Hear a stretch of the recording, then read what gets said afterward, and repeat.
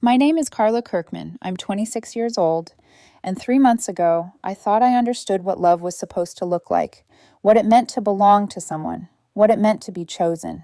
Turns out I was wrong. And the moment I realized it was the moment that saved my life. For the last 2 years, I'd been dating Liam Serrano, a luxury real estate agent who built his career selling eight-figure homes to entertainment executives, startup founders, and people who earned more in a month than I did in a year.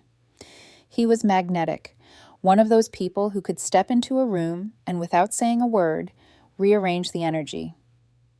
Women looked at him with interest. Men looked at him with respect or envy.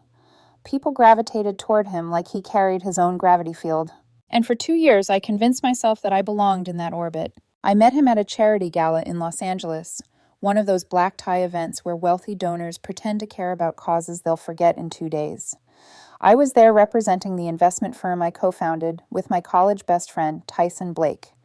We'd built it from the ground up, folding chairs, used laptops, ramen-fueled nights. The kind of story that sounds glamorous only in hindsight. At 26, I'd finally stabilized my life. A 2-bedroom apartment in Santa Monica, ocean view, a reliable car, and a company managing over $200 million in its assets. Nothing close to the giants in my field, but more than enough for a girl who grew up counting coins for gas. I'd just picked up a flute of champagne from a passing tray when Liam walked right up to me, flashing the smile that would eventually cost me more than any dollar amount ever could. He had this easy confidence, that effortless charm that makes you feel like you're the only person in the room worth talking to. "You're not drinking that," he said, nodding at my champagne. "Why not?" I raised an eyebrow. "Because it's terrible," he smirked. "Come with me. They're pouring the good stuff on the balcony." I should have walked away, but I followed him. That night we talked for 2 hours about work, dreams, travel, the kind of future we could both picture but hadn't yet reached. Liam liked that I'd built my career from nothing. I liked that he made me feel seen. And when he asked for my number with a soft, self-assured grin, I thought I'd stumbled into something rare. The first 6 months were electric. He took me to rooftop bars and French restaurants where the waiters already knew his name. He bought last-minute tickets to shows, planned weekend trips, introduced me to people who talked about yacht parties and designer brands as casually as I talked about market volatility. He opened doors I never imagined walking through. And I thought, naively, that he wanted me beside him because I was smart, because I worked hard, because I wasn't another influencer with a carefully curated feed and an expensive tan. But there were clues I should have noticed. The way he'd say things like, Vanessa always loved spontaneous trips. Whenever I hesitated over my workload, Vanessa, the ex-girlfriend who never really left the room, even when she wasn't physically there. She was the one everyone in his circle adored. Free-spirited, wild, unpredictable, the queen of weekend getaways and late-night rooftop adventures. Liam swore they were just friends now, but the way people talked about her, it was obvious she wasn't just an ex. She was a legend in their circle, an icon of chaos. Compared to her, I was stable, responsible, predictable, all the things that make you a good business partner, not necessarily a good story. I ignored the comments. I ignored the comparisons. I ignored the tiny knots in my stomach that tightened every time Liam's friends brought her up at dinners. Until July, when I made the worst and best decision of my life. Maui, Liam's birthday trip. 8 people total, the entirety of his glamorous inner circle. I booked the suite, the oceanfront, plunge pool, 1,200 square foot suite, because Liam casually mentioned Vanessa had stayed there last year and, wouldn't it be funny if we ended up in the same one? It wasn't funny, but I pretended it was. Flights? First class. Buy-ins for their activities? Covered. Birthday dinner deposit at an ocean view restaurant? Paid. All in all, close to $15,000. A quarter of my take-home income after reinvesting in the company. But I kept telling myself, it's his birthday, it's worth it, he'll appreciate it. The moment we reached the resort, I knew I was out of my depth. His friends were the same type. Attractive, wealthy, effortlessly fashionable, people with second homes in Aspen and personal assistants for their personal assistants. They had inside jokes from Burning Man, Cabo, Vegas, music festivals I'd never attended, spontaneous trips I could never have afforded in the early years of building my company. Their conversations did not include me. They talked about private jet charters, $3,000, handbags, yacht parties, and fashion weeks. I smiled when I was supposed to. I nodded even when I didn't understand references. I did everything I could to blend in. Liam was different around them, flashier, louder, more affectionate toward the group than toward me. He'd wrap an arm around my waist and then let go 5 seconds later, as if remembering I was there only in momentary flashes. Every few hours, he checked his phone, not for work, but for comments on the photos he'd posted. He loved the validation. He thrived on it. And Vanessa? Oh, she haunted the trip like a shadow. Vanessa would have loved this view. Vanessa always ordered this drink. Vanessa used to drag us all into the water at night. Every time her name slipped out of someone's mouth, the group would laugh nostalgically, and Liam would smile. That smile did something to me, softened me, then chipped away at me, then cracked something I didn't know could break. By Wednesday night, my stomach was so tight I couldn't finish my dinner. By Thursday afternoon, I felt like a ghost trying to stay visible. And by Thursday night, a sentence I wasn't meant to hear would shatter everything I believed about my place in Liam's world. But that part comes later. For now, all you need to know is this. I thought I was in love. I thought I was building a future. I thought I mattered. I didn't realize yet that I was just someone's safe choice. Not until the wind carried their laughter right to where I was standing. And those words, those careless, cruel words, eternally changed the course of my life. On Thursday night in Maui, I learned that nothing cuts deeper than honesty you were never supposed to hear. The suite balcony doors were open, letting in the kind of warm island breeze that feels soft against your skin, gentle enough to trick you into believing you're safe. I was standing in the kitchen, pouring myself pineapple juice and club soda. The ocean whispered outside, soft music floated in from the living room, and Liam's friends were scattered across the balcony with their cocktails. And then I heard my name. It floated in casually, like I was part of the scenery, like I wasn't 10 feet away. I mean, Carla's sweet, Liam said, but God, she's so basic sometimes. The word basic didn't stab me, it carved. I froze in place, the bottle of juice still in my hand, my pulse thudding in my neck. I wasn't even breathing. Brooke let out a laugh, the tinkling kind that's only charming when you're not the target. Kendra chimed in, basic how? You know what's worse than hearing people talk about you? Hearing them search for reasons to agree. Liam leaned back in his chair, oblivious to the fact that the open layout of the suite carried every word straight to me. She still gets excited about airport lounges, he said, like it was shameful. She's never been to St. Bart's or Mykonos. She's, I don't know, predictable. Predictable. The opposite of Vanessa. My throat tightened. I started to turn away, but my feet felt glued to the floor. A sick curiosity held me in place, a need to hear just how small I was in the world of the man I loved. Kendra sighed softly. So why are you with her then? For one horrifying, desperate second, I wanted him to defend me, to say something kind, to say anything kind. He didn't. She's stable, Liam said. After Vanessa, I needed someone who wouldn't create chaos. Chaos. That was what his friends always said about Vanessa, like she was a hurricane they missed surviving. She grounds me, he continued. My parents love her. She's good for me, but sometimes I miss the spark, you know? Brooke lowered her voice in a teasing drawl. Miss the Vanessa spark? Liam chuckled, quiet, almost guilty. Exactly the kind of laugh you give when you're hiding the truth behind your smile.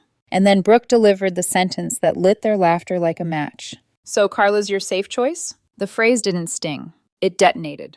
Liam didn't deny it. He didn't even hesitate. He just said, exactly. Exactly. Exactly. The echo of that word rang inside my skull like a bell. I gripped the edge of the kitchen counter, grounding myself before my knees buckled.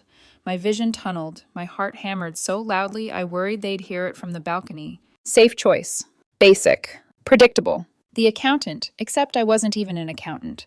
I was an investment strategist who had helped build a multi-million-dollar firm from scratch. I worked brutal hours, chased down opportunities, poured everything into a company I loved. But to him, I was stability. A placeholder. A comfortable landing spot after Vanessa left him exhausted. Honestly, Brooke added, Vanessa had more presence, more passion, more drama, more sparkle, more everything I wasn't. Liam sighed wistfully. I know. Vanessa was exciting. I shut my eyes, and inside the darkness, I replayed the last 2 years through this new lens. The late night texts, the compliments wrapped in comparisons, the forced spontaneity he always wanted from me, the social events where I clung to his side like some accessory that never quite matched the outfit. I remembered how he'd always tell stories about Vanessa, her wild side, her unpredictability, her fire. I used to laugh nervously, brushing it off. Now I understood. I had been competing with a ghost he still secretly adored, a ghost whose name tasted like nostalgia when he spoke it. My chest felt tight, hot, and hollow all at once. I forced myself to breathe, slow and silent. I didn't want to hear more, but I couldn't move. Then Marissa, Vanessa's closest friend, joined in. I mean, Carla seems nice, she said, and that word, seems, felt like a slap. But she's not Liam's type. Vanessa was his match. They had chemistry. We all saw it. Brooke nodded vigorously. And the way he looked at her, he doesn't look at Carla like that. Liam didn't defend me. He didn't argue. He didn't even pretend. He just said, "Yeah, you're not wrong." Something inside me fractured so quietly I almost didn't notice the crack at first. Then it split wider and wider, until I felt the emotional floor underneath me collapse entirely. I stepped away before they could say anything else, before I could hear another comparison, before I could hear one more nostalgic sigh about Vanessa, before they could describe any more of the spark I apparently lacked. I walked to the bedroom in silence, closed the door, and finally exhaled. The sound that came out of me wasn't a sob, it wasn't a gasp, it wasn't even pain. It was grief. A grief so quiet it felt sacred, like I was mourning the version of love I thought I had. I stared at my reflection in the dark window, barely able to make out my own features, and the first honest thought formed in my mind. I don't belong here. Not in this suite, not with these people, not in Liam's world. A world where Vanessa was a goddess, and I was the practical stand-in. A world where I was the stability he wanted, and the excitement he resented. A world where he could smile at me, kiss me, hold my hand, and still speak about me like a diminished version of the woman he really wanted beside him. A world I stepped into willingly, a world I paid for, a world I tried to prove I deserved. I didn't know it yet, but that night would be the last time I cried over Liam Serrano. Because the next night, he would say something much worse. And by 4:00 a.m., I would finally walk away. For good. The strangest part about heartbreak isn't the pain, it's the clarity that comes afterward. By Friday night, Liam's official birthday dinner, I wasn't angry anymore. I wasn't crying. I wasn't even pretending. Something inside me had gone quiet. Like the part of me that still cared about his approval had finally burned out. I dressed in the white silk dress Liam once said was classy enough for his crowd. I curled my hair, did my makeup, smiled in photos, and let his friends take their boomerangs and videos while I stood off to the side. On the outside, nothing looked broken. But on the inside, I had already started packing my emotions into boxes. Mama's Fish House. The dinner I planned, paid for, and stupidly believed would make him see me differently. I had arranged everything. The ocean view table, the champagne, the custom cake, the sunset timing, the expensive entree options Liam liked. The bill would come to $2,400 for 8 people. I thought maybe, just maybe, my effort would mean something. But when we sat down, Liam didn't even look at me. He was too busy cracking jokes with Trevor's counterpart Marissa, the one who always made snide comments about me not being fun like Vanessa. They reminisced loudly about their past trips, times when Vanessa dragged them skinny dipping or booked last-minute helicopter rides. Vanessa this, Vanessa that. I tried eating, but every bite felt like swallowing gravel. The sunset glowed perfectly for photos. Liam wrapped an arm around me for one quick shot, kissed my cheek, and whispered, "This lighting makes my jawline look insane." Not one word about the dinner I planned. Not one thank you. Not one acknowledgement that I was trying to celebrate him. It was like I was invisible unless he needed a prop. We returned to the suite. That's when everything fell apart. Clayton, the resident trust fund clown, clapped his hands loudly. Let's make things interesting. Poker. $500 buy-in. Everyone cheered like children at a birthday party. Without hesitation, they all pulled out cash, Liam included. I watched him peel off $500 like it was pocket lint. Meanwhile, I had already dumped $15,000 into this week trying to please him. I didn't join the game. Poker never appealed to me. Watching people lose money for entertainment made me uncomfortable, especially when it was money I'd practically bled for. So I sat on the couch, opened my laptop, and answered a few quick work emails. 5 minutes, that's all it was. 5 minutes before Liam stood up from the poker table and marched over. Are you seriously working right now? His voice was sharp enough to silence a room. Everyone looked at us. I just need to send a couple things. So typical, he scoffed. Everyone's having fun and you're there being boring, again. The humiliation was instant and burning. Marissa laughed, the kind of laugh that gets under your skin. Dang, Liam, tell her how you really feel. The table erupted with laughter. I closed my laptop slowly, the way someone disarms a bomb. I said I'm almost done, I whispered, keeping my voice even. Liam rolled his eyes. Oh my God, Carla, you kill the vibe every time. You really can't handle my world, can you? Then he said it.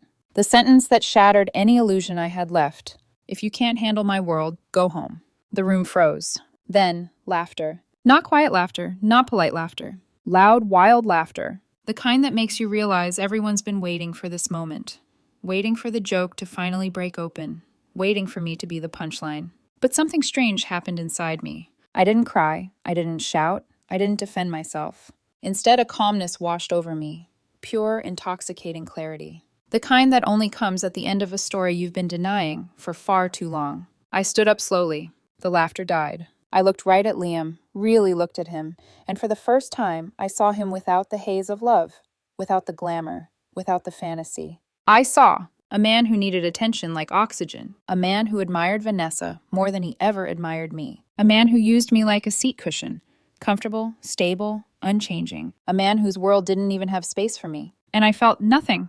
No anger, no fear, just release.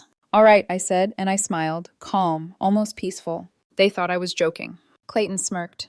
Easy going as always. Love it. Marissa raised her glass. A toast to the vibe killer leaving the vibe. Laughter erupted again. Liam scoffed and turned back to the table, just like that, as if I were already gone, as if I'd never mattered at all. I went into the bedroom, closed the door, and sat on the edge of the bed. It didn't hurt anymore. The pain had burned itself out somewhere between Wednesday night and Liam's cruel little performance. Now there was only clarity. I picked up my phone, opened the airline app, found a flight from Maui to Los Angeles. 6:15 a.m., red-eye, first class, $600 more. What did it matter now? I booked it without hesitation. Then I opened my banking app. For 3 weeks, Tyson had been begging me to approve one of the largest deals of our lives. A full buyout, $40 million acquisition. A chance to start fresh. I'd been afraid of losing independence, afraid of giving up control, afraid of stepping into a new chapter before I was ready. Now, I typed 2 words. Accept it. Tyson texted back instantly. Are you serious? Yes. I'll call them in the morning. Carla, what happened? My fingers hovered over the screen. I typed, clarity. At 3:30 a.m., I called an Uber. At 4:20 a.m., I walked out of the suite carrying my bag. Everyone was still awake, still playing poker, still laughing loudly at jokes I no longer had to pretend to understand. Liam finally looked up, confused. Where are you going? Home, I said. Right now? You told me to go if I couldn't handle your world. I shrugged. So, I'm going. Clayton let out a low whistle. Damn. Marissa smirked. Knew she couldn't hang. Liam's face twisted. Annoyance, then disbelief. Carla, stop being ridiculous. We're done, I said calmly. The suite is paid through Sunday. Enjoy your birthday. He stared at me like I'd slapped him. But I didn't wait for a response. I walked out, down the hallway, into the elevator, and toward the life I was meant to live. The doors closed between us. Liam called after me, but I didn't turn around. When I stepped outside, the early morning air smelled like salt and freedom. I didn't know then that this walk, this quiet, steady walk to my Uber, would be the moment my entire life changed. All I knew was this: for the first time in 2 years, I had finally chosen myself. When the plane touched down at LAX that Friday morning, I powered on my phone and watched the screen explode with notifications, calls, texts, voicemails, dozens of them, all from Liam. But I didn't open a single one. I stared at his name for a long moment, then slid my thumb across the screen and powered the phone off again. Silence, finally. I went home, closed the blinds, ordered takeout I barely touched, slept for hours at a time, and let my life go still. It felt like stepping inside a cocoon. Dark, quiet, weightless. A place where I didn't owe anyone anything. On Sunday morning, after nearly 36 hours of hibernation, I was finally ready to face the world again. I powered on my phone, and the messages hit all at once, like a collapsing dam. 44 texts, 12 missed calls, 7 voicemails. The tone changed in waves. At 4:30 a.m. in Maui, anger. You're being dramatic. Grow up, Carla. Everyone thinks you're insane right now. By 8 o'clock a.m., confusion. Where are you? Did you seriously leave? Are you okay? By noon, remorse. I'm sorry, can we talk? I didn't mean anything, I said. Carla, please. By Saturday afternoon, desperation. Baby, please, I love you. Come back, we can work this out. Everyone feels terrible. And by Saturday night, rage. You're really ending 2 years over one argument? You're so cold, it's disgusting. Good luck finding someone who puts up with your personality. I read them all once. Then I blocked his number. I didn't cry, didn't shake, didn't second guess it. It was freedom disguised as silence. Monday morning, Tyson called. Carla, they accepted. The acquisition team is preparing documents this week. They want to move fast, like 3 weeks fast. His voice was breathless, the kind of excitement you get after 5 years of clawing your way up from nothing. You ready? He asked. I looked around my apartment, the living room where I'd fallen asleep on the couch, the stack of investor reports still on the coffee table, the view of the ocean through the window. I felt something deep in my chest settle into place. Yes, I said, let's do it. You sound different, he said softly. I am. Wednesday morning, the article dropped. The headline hit the financial world like a small earthquake. Goldman Investment Division acquires Blake and Kirkman Capital in $40 million deal. There was a photo of me and Tyson pulled from LinkedIn. There were accolades: data analytics innovator, retention model pioneer, rising financial strategist. There was a quote from Goldman praising our leadership, the kind of recognition I had dreamed about quietly, the kind I never bragged about because Liam's world only cared about glamour and adrenaline, not spreadsheets and discipline. My phone lit up nonstop again, but this time the notifications weren't from Liam. They were from journalists, former professors, old colleagues, clients, investors, podcasts, Forbes, and somewhere in that digital storm, Liam, not from the number I blocked, a new one. His call caught me off guard. I answered without thinking. Carla. His voice was breathless. You sold the company? He demanded. For $40 million? I sat down on my couch, crossed my legs, and waited. Yes, I said simply. And you didn't tell me? I laughed, not bitterly, but with genuine disbelief. Liam, we're not together. We were fighting, he snapped. You left. That doesn't mean we broke up. You told me to go home if I couldn't handle your world. So I did. He made a choking noise of frustration. That was a joke! It didn't feel like one. Carla, I was stressed. I was drunk. I didn't mean anything I said. You know how I am at parties. Exactly, I said. I do know. There was a long pause. Then, quietly, did you really hear everything I said on Thursday night? Yes. He exhaled sharply. You were eavesdropping. You were discussing me loudly in a suite I paid for. Silence. Then his voice softened, the charm sliding back in. Look, you know I love you. I just get carried away when I'm with the group. They expect me to be... To be the guy Vanessa wanted? I interrupted. He flinched audibly. That's not what this is. Liam, you compared me to her the entire trip. You're twisting things. No, I said calmly. For once I'm not. His tone cracked. Carla, don't do this. Come over. Let's talk, please. No. Why not? Because you never loved me, I said softly. You loved having someone stable while you chased people like Vanessa. You loved the version of me that didn't require effort. You loved the security I gave you, not me. His breath hitched. You're making a huge mistake. I smiled. No, I already fixed one. I hung up, blocked the new number, and felt a peace I hadn't felt in years. Later that day, Ryan called. Construction noises filled the background, chaotic and familiar. Tell me it's true, he said. Tell me you walked out on him and then became a millionaire. I laughed, the kind of laugh that comes from your ribs. It's true, Ryan whistled. This is the greatest redemption arc of all time. It wasn't about revenge, I said. Sure, but it's still hilarious. I didn't disagree. He barked orders at his crew for a minute, then came back on the line. You good? I looked out the window at the waves curling in the distance, sunlight glinting off the water. Yeah, I whispered. I'm finally good. The fallout hit Liam like a tsunami. I didn't look for updates. I didn't stalk his social media. I didn't ask mutual friends. But people talk. A lot. This is what I learned. He posted a dramatic Instagram story about how some people change when they get money. His comment section tore him apart. Kendra posted screenshots of his safe choice comments. Brooke unfollowed him and leaked that he'd been disrespecting me for months. Marissa sided with Vanessa, who apparently blasted him privately. His friend group fractured, everyone blaming him for losing the only stable girlfriend he ever had. His brand image tanked. He was dropped from 2 real estate promo deals. Vanessa posted a cryptic quote, "Some men don't appreciate the foundation until the house collapses." Screenshot heaven. Comment chaos. Meanwhile, I stayed silent, graceful, unbothered, and free. I used my new wealth intentionally and paid off my $60,000 student loans, bought my parents a home in a peaceful neighborhood, set up investments, donated quietly to causes I cared about, hired a therapist, deleted Instagram, reconnected with old friends, took a solo trip to Japan, tried surfing badly, learned to sleep in again, rediscovered my joy. Not performative joy, not curated happiness, real joy, the kind that doesn't need validation, the kind that grows quietly and steadily, like a tree finally getting sunlight after years of shade. I didn't think about Liam. Not until one day, in a Venice Beach coffee shop, someone walked up to me. One of Liam's acquaintances, someone on the fringe of his social circle. She looked uncomfortable. "Hey, I just wanted to say, I'm sorry about everything.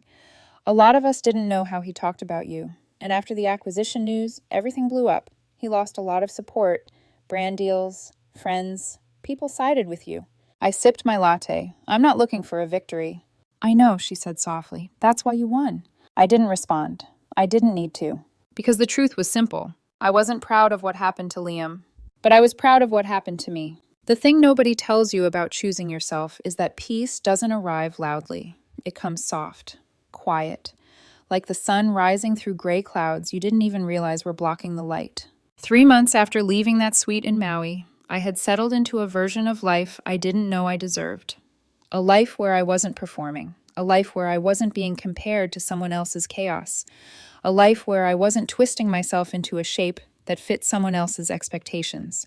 A life that finally felt like mine. I started doing things I'd always postponed. Not because I didn't have time, but because I didn't have room. Liam's world took up all available space. Mentally, emotionally, socially. Now that space was open, and I filled it with things that made me feel human again. I took morning walks on the beach before checking emails. I bought myself a yellow surfboard I barely knew how to use. I read books for pleasure instead of research. I cooked at home instead of rushing to keep up with Liam's endless restaurant calendar. I invested more time into the new venture Tyson and I were quietly planning. Nothing flashy, nothing designed to impress investors, just something meaningful. And I rediscovered something I'd forgotten I used to be. Happy. Not glamorous, not perfect, not photogenic or curated for anyone else's consumption. Just happy. One afternoon, while sitting at a cafe in Santa Monica, I ran into someone from Liam's old circle. Not Brooke, not Kendra, not Marissa, just one of the peripheral people. Someone who had floated around their events, part of the orbit but not the nucleus. She hesitated as she approached my table. "Carla, right?" I nodded. She took a breath, her voice softened. "I wanted to say, I'm sorry for everything, for how things went down, for how you were treated." I blinked, surprised. "It's fine, really." "No," she insisted gently. "It's not. And a lot of us didn't know the full story until after the acquisition made headlines. When people read the article, everything came out. Screenshots, DMs, things Liam said, things he did. A lot of us were shocked." I stayed quiet, letting her talk. "Vanessa posted screenshots of him begging her for attention while he was with you. Marissa leaked private messages about how he talked behind your back. It wasn't pretty." For a moment, the air between us felt heavy. But I didn't feel satisfaction, or triumph, or vindication. Just a distant understanding. "I hope he figures things out," I said honestly. Her eyes softened. "You're a better person than I am." I smiled politely, thanked her, and walked out of the cafe with my iced latte in hand. And for the first time, I realized I wasn't angry anymore, not even a little. That part of me had healed. Completely. Back home, I sat on my balcony and watched the waves roll onto the shore. The sun was dipping low, painting the ocean gold, the same shade of gold that glowed across Liam's face in Maui when he was surrounded by people who adored him more than they ever respected me. I leaned back in my chair and let the breeze brush across my skin. And I thought back to that exact moment, 4 a.m., a man telling me I wasn't enough for his world, a room full of people laughing. A version of myself so starved for love she didn't realize she was being devoured. I remembered how my hands shook as I zipped my suitcase, how my heart raced as I clicked book flight, how my legs felt like jelly walking out of that suite. And yet, that walk was the strongest thing I had done in years. A few weeks later, Tyson and I finalized our next project. Nothing massive, nothing designed to impress anyone, just a boutique consulting firm helping women-led startups with financial strategy. It felt right, purposeful. Mine. Carla, Tyson said one day as we reviewed early branding concepts, you seem lighter lately. I smiled. Because I am. He grinned. Well, whatever happened, I'm glad you walked away from it. Me too, I said quietly. I didn't hear from Liam again. Not directly, not through friends, not even through social media. I'd deleted Instagram weeks earlier. People told me things occasionally. How he moved out of his expensive condo, how he tried rebuilding his image, how Vanessa shut him down publicly, how his friend group splintered, how those brand deals disappeared, how his name didn't get the same response it used to. But I never reacted, because none of that mattered anymore. Liam was a lesson, not a wound. And I had learned everything I needed to know. The final loose end? The day before I left Maui, I'd called the resort from the airport. Hi, I'd said, exhausted but composed. Please remove my card from the suite authorization. They apologized for the inconvenience and instantly removed it. 2 days later, Liam and his friends tried to order $600 worth of room service. It was declined, and he had to pay out of pocket. Small, insignificant, petty even, but poetic. Months later, when someone asked me if I regretted the relationship, I answered truthfully. No, I said, because it taught me exactly what I don't want, and sometimes that's more important than knowing what you do. The truth is, Liam didn't break my heart.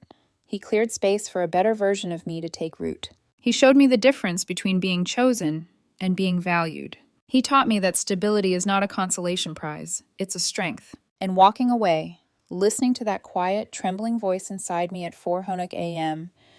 gave me a future I couldn't have imagined. A future where I didn't need someone else's world. A future where my world was finally enough. Sometimes the best love story is the one you write with yourself. And this time, I chose the right main character.